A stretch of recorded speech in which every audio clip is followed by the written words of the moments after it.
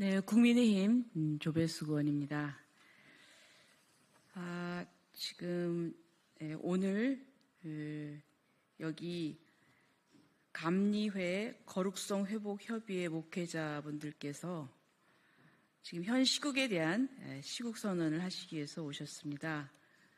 그 내용은 지금 진행되고 있는 이 탄핵이 내란 음모를 선동하고 상권 분립을 허문 사기 탄핵이라는 것을 규탄하고 또 나라와 민족을 위한 이 시국 선언을 하시고자 합니다. 오늘 오신 분들을 소개해 드리도록 하겠습니다. 우리 감리회 거룩성 회복 협의회 목회자이신데요. 민도원 목사님, 네, 인사하시고 그다음에 조기영 목사님, 송상면 목사님, 최항재 목사님, 또 최상윤 목사님, 박원순 목사님, 염보연 목사님, 이훈 목사님, 김재탁 목사님, 다 소개됐나요? 네. 자, 그러면 민도원 목사님께서 먼저 성명서를 낭독해 주시겠습니다. 발언 두 번 하고. 두 분이요? 그럼 박원순 목사님과 이훈 목사님께서 발언하시겠습니까? 자, 박원순 목사님 나오셔서 발언하시고, 그리고 성명서 낭독해 주시겠습니다. 대한민국 국민 여러분, 여러분 모두에게 세상 만물을 창조하신 하나님의 은혜와 평강이 넘쳐나시기를 축복합니다. 저는 기독교 대한감리회의 소속 원천교회를 담임으로 섬기고 있는 박원순 목사라고 합니다. 여러분, 우리 대한민국이 어떻게 세워졌는지는 기본적으로 상식적으로 다 알 것이라고 생각합니다. 특히 유관순 열사 10대의 그 꽃다운 나이에 우리 자유민주주의 대한민국을 세우기 위하여 오늘 저와 여러분들이 누리고 있는 이 평화로운 삶을 물려주기 위하여 일제치하에서 모진 고통을 당하면서도 죽어가면서도 내 나라와 민족을 위해 바칠 목숨이 하나밖에 없는 것이 슬픔이라고, 그것이 소녀의 슬픔이라고 하며 세워진 우리 대한민국입니다. 그런데 자금의 이 나라를 보면 어떻습니까? 대통령의 탄핵은 불법입니다. 대통령은 하나님께서 세우심이 틀림없습니다. 그 이유는 하나님은 불의를 미워하시고 불법을 매우 싫어하시는 분이십니다. 윤석열 대통령을 하나님께서 세우실 때 저는 아직도 우리 대한민국을 버리지 않았다라고 하는 확신이 있었습니다. 대통령이 자녀가 있습니까? 권력과 명예와 재물을 모아서 물려줄 후손이 있습니까? 하나님이 대통령을 세우신 이유는 저는 그랬습니다. 위정자들의 타락과 사기와 기만과 술수와 거짓과 그러한 사람들이 정치에 권력을 잡고 휘두르는 모습을 보며 탄식하며 운 적이 한두 번이 아닙니다. 목사로서 대한민국의 성도들을 위해 기도하는, 우리 5,200만 국민들을 위해 이 길을 가고 있는 목사로서 이렇게 부정한 것이 불법이 판을 치는 이 세대를 보며 탄식하지 않을 수 없었습니다. 그러한 중에 정의를 사랑하고 공의를 사랑하는 대통령을 세우심에 분명한 하나님의 뜻과 섭리가 있음에 대한 것을 저는 확신하며 기뻐했습니다. 근본에 이 계엄 선포 역시 하나님께서 세우신 대통령을 통하여 처처에 썩어 악취가 나는 우리 대한민국을 바로 세우기 위하여 하나님께서 대통령의 마음을 감동하시어서 계엄을 선포하게 하셨고 잠들어 있었던 대한민국의 국민들을 깨우시는 이러한 놀라운 일을 행하고 있다고 저는 확신합니다. 헌법재판관, 재판위원들 여러분들께 부탁드립니다. 여러분의 임기 말년에 불과 한 자릿수 남겨놓은 임기를 앞두고 사람의 종노릇하지 마십시오. 여러분의 자녀들이, 여러분의 후손들이 사람의 눈치를 보는 판결로 인하여 볼모로 잡혀 이제 참으로 앞서간 순굴 역사들이 남겨준 자유민주주의 대한민국의 체제가 무너짐으로 그 이후에 가서 여러분이 슬피 울며 탄식하여도 의미가 없는 것입니다. 근본에 이제 며칠 앞두고 있을 것이라고 하는 이런 예측들이 있사온데 부디 부탁드리오니 대통령의 이 탄핵은 악한 자들에 의한 불법이요 불의한 일로서 바르게 판결하여 주십시오. 법대로 판결하여 주시고 최소한 각하 내지 반드시 기각을 하여 우리 대한민국을 새롭게 세우는 일에 앞장서 주시기를 간곡히 부탁드립니다. 고맙습니다. 국민 여러분들 반갑습니다. 저는 인천 넘치는 교회를 담임하고 있는 이훈 목사입니다. 헌법재판소는 윤석열 대통령 탄핵 속초안을 속히 각하하라. 3월 24일 헌법재판소는 한덕수 총리 탄핵 소추안을 기각 5명, 각하 2명, 인용 1명으로 기각하였습니다. 당연한 결과라고 생각합니다. 그런데 안타까운 점은 대통령과 총리가 탄핵됨으로 국정이 마비되고 경제는 어려워지고 국민들의 삶은 도탄에 빠졌다는 것입니다. 쟁점이 될 만한 사항도 없는데 탄핵 심의 결과 87일이 지나서 판결하고 또 총리가 돌아오게 된 것은 정치권의 무책임한 행동이라고 말할 수 있습니다. 국가를 생각하고 국민을 생각한다면 헌법재판소는 대통령 탄핵 속초안을 속히 각하해야 할 것입니다. 특별히 이번 탄핵 사태는 더불어민주당의 이기적인 무법 행위로 말미암은 것이기에 속히 각하해야 될 것이라 생각됩니다. 더불어민주당은 지금까지 29개의 탄핵을 진행하였습니다. 그런데 그중에 9개의 탄핵 소추안의 결과가 나왔습니다. 모두 기각이나 각하입니다. 구전구패의 결과입니다. 이것이 무엇을 입증합니까? 더불어민주당이 국정을 마비시키기 위해서 마구잡이로 무식하게 한심스럽게 탄핵했다는 것을 증명하는 것입니다. 이번에도 마은혁 재판관을 임명하지 않는다고 최상목 대행을 탄핵하려고 하다가 한덕수 총리의 판결이 나와서 탄핵이 무산되었습니다. 어떻게 이렇게 할 수가 있습니까? 국회의원은 국민의 대표로 국민을 대신해서 정치하는 것이 아닙니까? 국민을 위해서, 국민의 삶을 위해서 국민이 행복하게 살 수 있도록 도와주고 노력하는 것이 국회의원의 본분이라 말할 수 있지 않겠습니까? 그런데 국민은 어디 가고 오직 이재명밖에는 없습니까? 더 이상 이런 일들이 지속되고 발생되어서는 안 될 것입니다. 이런 참담한 일을 막는 방법은 헌법재판소가 속히 대통령의 탄핵 속추안을 각하하여 대통령을 업무에 복귀시키는 것입니다. 만약 헌법재판소가 계속해서 시간을 지체하고 잘못된 판결을 하려고 한다면 국민들은 가만히 있지 않을 것입니다. 속히 각하하지 않는다면 국민들은 4.19 때처럼 국민 저항권으로 일어나서 나라를 바로 세우려고 할 것입니다.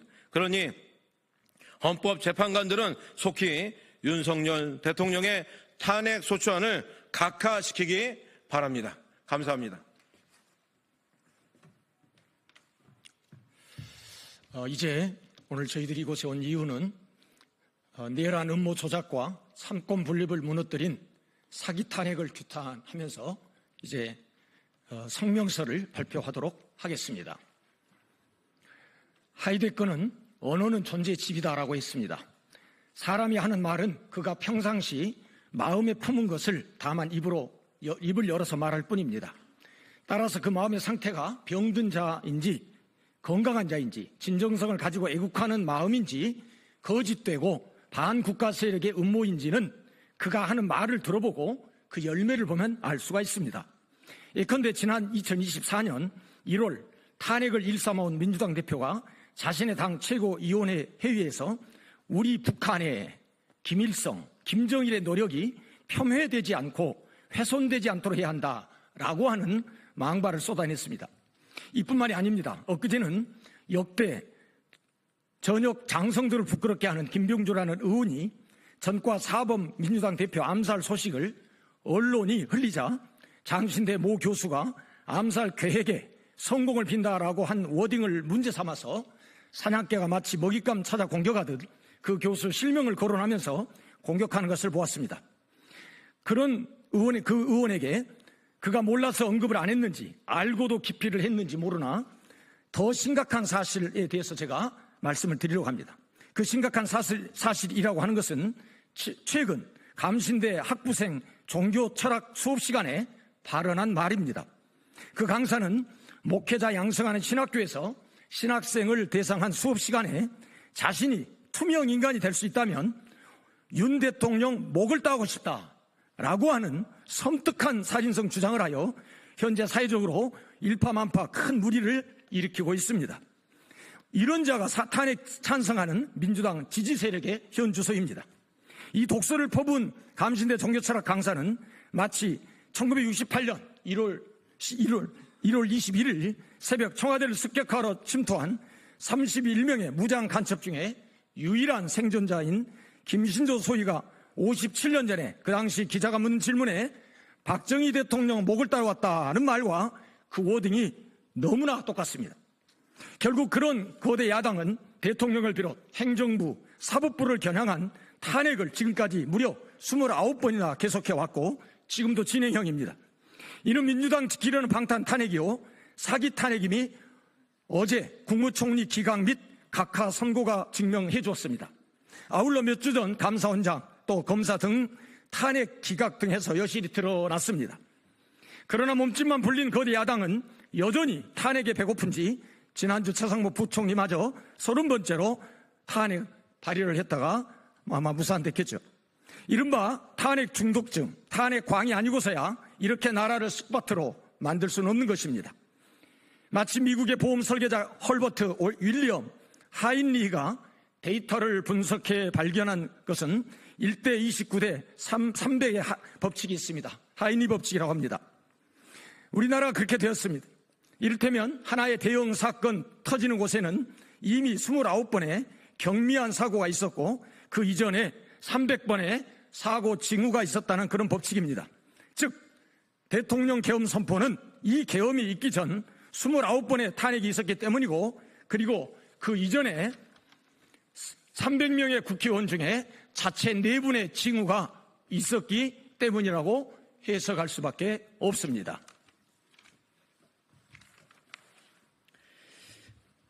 이런 일을 거대 야당이 국민을 화합하기는커녕 국민의 뜻을 저버리고 탄핵 찬성 시위 군중 속에 앞장서서 윤석열 대통령을 내란 우두머리라고 정죄하여 탄핵시켜 직무를 정지시키는 등 행정부를 마비시켜 나라를 이 지경으로 만들어버렸습니다. 이것도 성이 차지 않았는지 대통령을 지지하는 국민의힘 일부 국회의원을 내란 동조자라고 공격하여 탄핵과 내란 몰이로 국민을 선동하고 세뇌시키는 공산주의 수법을 쓰고 있습니다. 더 나아가 그런 애국 시민들 또는 학생들을 향해 극우 프레임을 씌워 대한민국 국민을 이간질시키고 갈등을 증폭시키는 폐악질을 일삼고 있습니다. 마지막으로 이미 보도된 다음의 워딩을 거대 야당과 헌법재판관들은 법과 양심을 겸비한 지성으로 어느 쪽이 진정 국민을 사랑하는 마음이 담겼는지 객관적으로 판단해 보기 바랍니다. 지난 1월 15일 관저에 있는 대통령을 체포하기 위해 공수처와 경찰 3,000여 명이나 동원되는 초유의 사태가 있었습니다.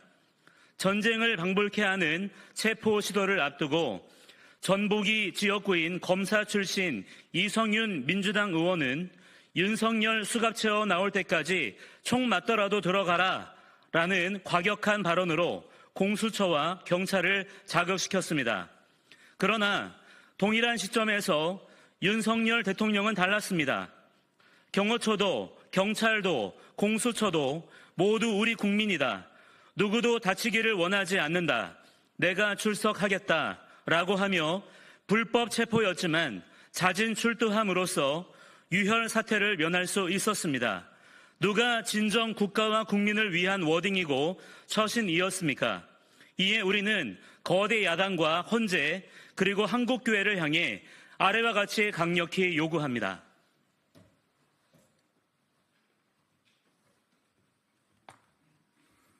하나, 계엄 전까지 거대 야당은 일방적인 횡포로 국정을 마비시켜왔다.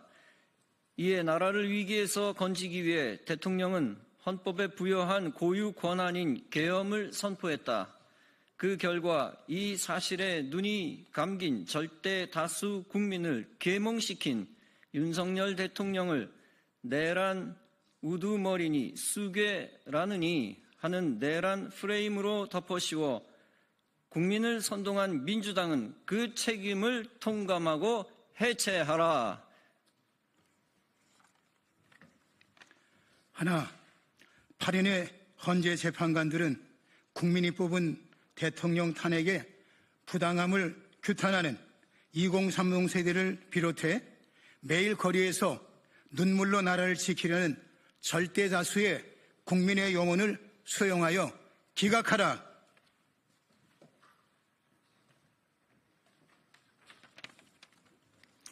한국교회는 지난 4개월 가까이 삼권 분립을 무너뜨리고 탄핵 중독당이 되어버린 거대 야당의 횡포에 침묵하고 찬동한 것을 회개하고 자유민주주의의 근간을 흔드는 반국가 세력 척결에 앞장서라.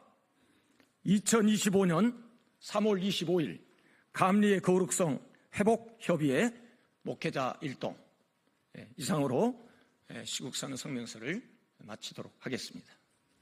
감사합니다.